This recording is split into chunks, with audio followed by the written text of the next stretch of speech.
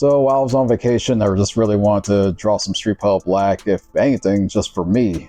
Like, it's been a while since I've just really dialed in on something that wasn't show related or business related. So I decided to revisit the Doppelbeachen series. This picture of Kia was abandoned sometime in 2019, and that was when I was in high gear for creating the Coldest Arts, which was a art show that I created in coordination with my fraternity's local chapter. And around that time, I quote-unquote finished the picture, and I was moving on to working on Latanya next, but that's when I abandoned it to just really focus full on to that show. I think it was like in 4 months at that time. Our show was successful, but that's a whole other story from a whole other lifetime ago, it feels like. Okay, so fast forward to now, I have a completely finished picture here. We have the character in soft sunlight. The scene pretty much takes place, I'd say, like near the end of the day, just some golden hour lighting right here. I'll zoom in and just go, so from bottom to top right here. It's like very muscular, very toned. And this is around the time where I was really, I think I just pretty much just bought my muscle anatomy book around this time. So it was around the time that I just really wanted to get muscle toned down, make my characters look even more realistic. And I feel like I did that here. Like, yeah, she's naturally thin, but considering the setting of the Street Puddle Black story, while she's actually a government soldier, yeah, she'd be a little bit more healthy than most other people. Wow, just looking at my very first preview. Let me just say this, like, in order to really create more content, what you want to do is just screen record, take screenshots, constantly save, like, just not just the main file. Make sure you're saving like JPEGs to show your progress as you go along. I have a whole episode that's dedicated to that. You can check that in the description or just click that link right up there. Just flipping through here, the head's already way too small from the looks of it. And I did correct that later on, you'll see that. But yeah, this started as a basic sketch on, pretty sure I've made this on regular paper. I haven't gone back through the video files, the process files for this, so I'm actually curious if I did this on paper and scanned it in or drew directly onto the computer. The way I typically start is with the skin, going through the soft airbrush, some blenders, stuff like that. So I can pretty much see my progression here, like stuff that I might be getting rid of or end up drawing back later. Yeah, I can tell where I really just was staring at the anatomy book, trying to really get these muscles down, like, oh, is it placed right here? When in reality, you're not going to see muscles like that define like every single tendon or anything like that. I'm pretty sure I was just like so gung-ho, I really want to include that. All right, so it softens a bit here on the legs, and especially on the legs because like her character is that she's incredibly fast and speed and running, okay? Just really wanted to emphasize those leg muscles. And I can already tell, like, just looking at this, yeah, her hands, feet, and head are like way too small here. But I do correct that as I go along. Okay, so yeah, then adding the swimsuit back on top. I have a chain where she's pulling on with her middle finger, just pulling her breasts up, and got that kind of caving in. Let's see if I can zoom in. Yeah, I got that kind of caving into the flesh right there. Okay, so here's pretty much where we pick up here. So this is what I started off with while I was on my vacation. And actually, I take that back. I think, yeah, the file itself is a little more saturated where you see it right here, that more lifelike skin tone coming in right there. So right here you can see that I did enlarge the head and it's kind of separated from its body. Right here you see that big hole in the hair right there. Just go over to the hand, like I enlarged it. I really liked how the hand looked. I'll say that. The way it was already drawn, it's like I really liked how that looked and just really wanted to just enlarge the hand and move it to where it needed to go. Yeah, I'm sure I put that on an extra layer. Like I had to really duplicate layers over and over, and from there just pretty much draw on top of this all over again. Yep, there we go. So we see the before and after right there.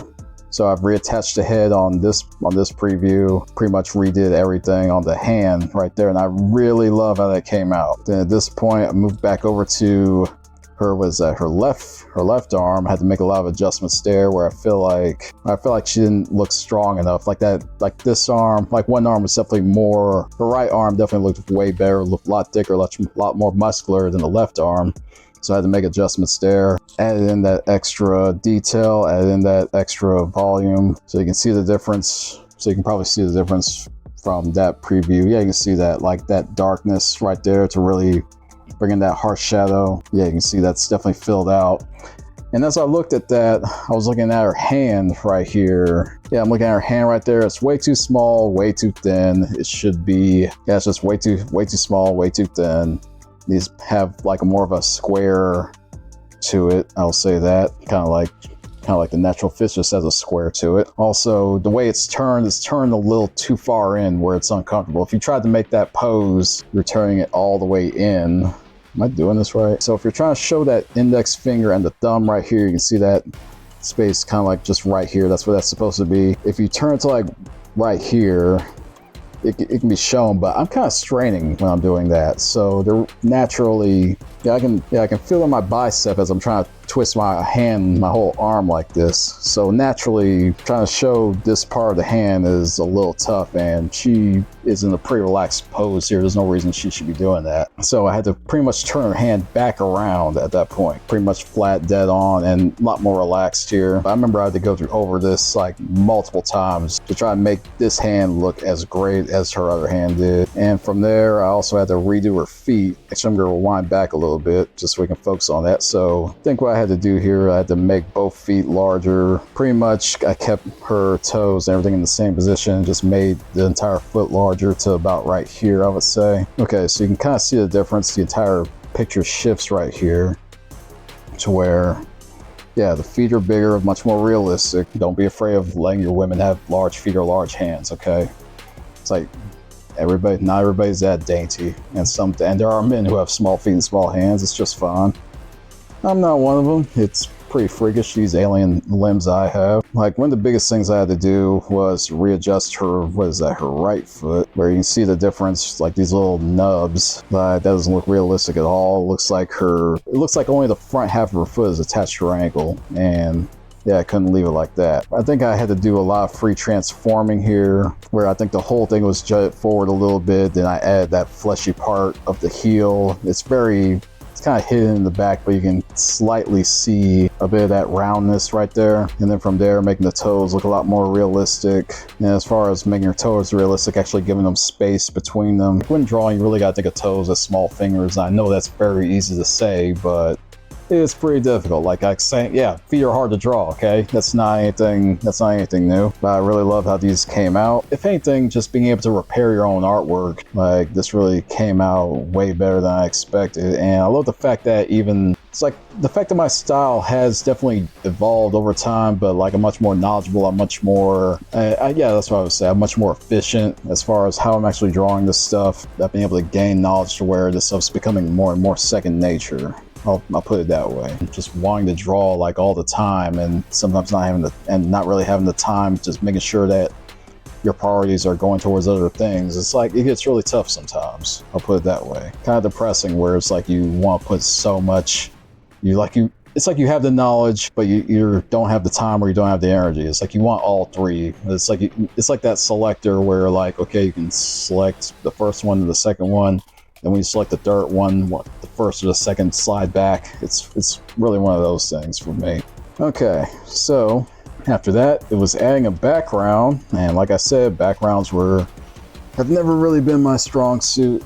Not necessarily because of, it wasn't always just lack of knowledge or lack of not wanting to learn. If anything, just more the fact that, like I said, I just wanted to dial in more on the character and the anatomy of the character more than anything else. And if I could just put like a shape or like a certain color background or a gradient, like I was just fine with that. And at this point, I just really wanted to put more into my backgrounds. And I've watched a lot of Bob Ross in order to really get that down. So start with a low saturated background, maybe about 40-50% blue right here, sky blue. It was really tough to find the right type of references for this one, because the way it was drawn originally, it was predisposed to where the sun is like shining directly onto Kia and slightly to the viewer's left. Keeping that in mind, I had to make sure that whatever reference I used for a sunset or sunrise, like golden hour shading right here, so I really had to reflect that. And that was actually a little tough to find, because the big thing is that, like, you try to like look up, like, what is it, sunset on a beach or whatever, and the sun's probably going to be in the picture, which wouldn't work for this. Clouds have been a weakness of mine as well. Whole bunch of weaknesses I'm admitting here, but hey, why not? The big thing is, like, as far as clouds go, is just really recognizing them as, even though they're not solid objects, you kind of have to pretend that they are. If the sun is above the clouds, you really have to recognize that shadow should be underneath it. It's really stuff that you really don't think about. You'll find really small nuances. I had to really make it look like that the sun was shining directly onto these. And I went with pink clouds because, one, like, some of the references I saw were like, huh, Actually, not even the reference. Like, I remember on vacation, there was a point where the sun was setting and I saw pink clouds and I was like, that just looks incredible. And then I managed to find a reference that almost spot on matched it. So I was like, okay, this is realistic, and pink is Kia's color, so I had to definitely include those. You can kind of see the direction of the clouds are going from top left to bottom right, and that was actually an intentional choice because she is a bad guy in the story. Yeah, that downward slope does usually mean despair or evil or different things like that, so just a really subtle nod into that, pretty much rendering the ocean. And I had a bit of a I had both fun and a struggle here, because one thing I really dialed into, like especially during the pandemic, was learning about pretty much all the online learning for free that different companies were offering. I believe it was Nikon, like future DeForrest, correct me if I'm wrong, fact check that please.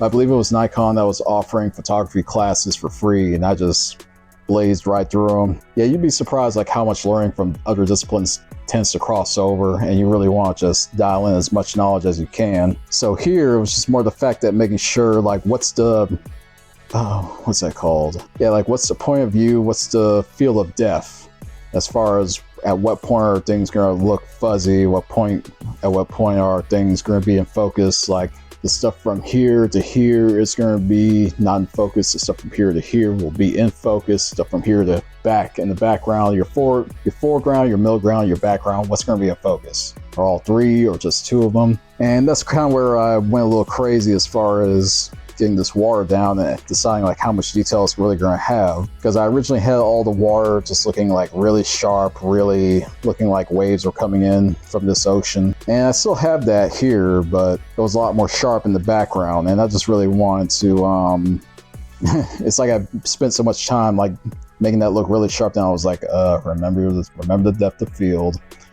You have a really dark ocean where it just pretty much crashes onto waves in the very front. Looking at it again, I feel like I could have done a little bit more as far as just really making that water, just really making those splashes a little more realistic, but don't want perfect to be the enemy of good here. Then I just added sand. Yeah, I believe I started with a very dark, kind of desaturated sand, making it even darker just right underneath the waves of the ocean right here. So I believe that the order of these layers, where I started with the that sky blue layer, ocean layer on top, and then add the sand layer in between them, just so that water will be on top of that sand. All right, so then just adding just a very level sand, so it's pretty close to the water's edge, and that sand usually is very compact, really flat, really compact together, and also really dark in color. Like pretty much as the sand comes closer to the viewer, that it does get lighter and does get a little bit more uneven. Nothing really too exciting there, but it's enough to just make it look realistic. Then added in the shadow here by pretty much copying the entire character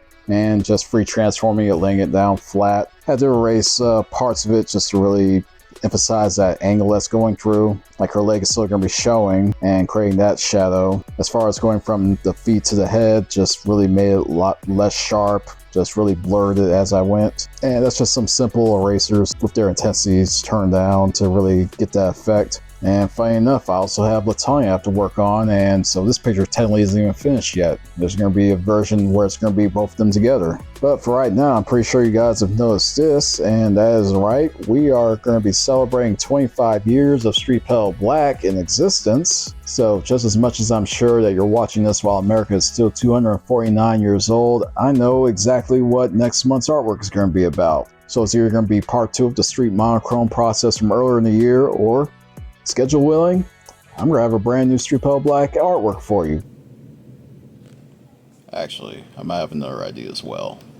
So, thank you for listening to me ramble about this new awesome artwork that I put together. New episodes are out here the 3rd of every month. Be sure to check that out, and also check out last month's episode. Drew some noses for you, and I still need to get that worksheet done. I'm sure I will. So, until next time.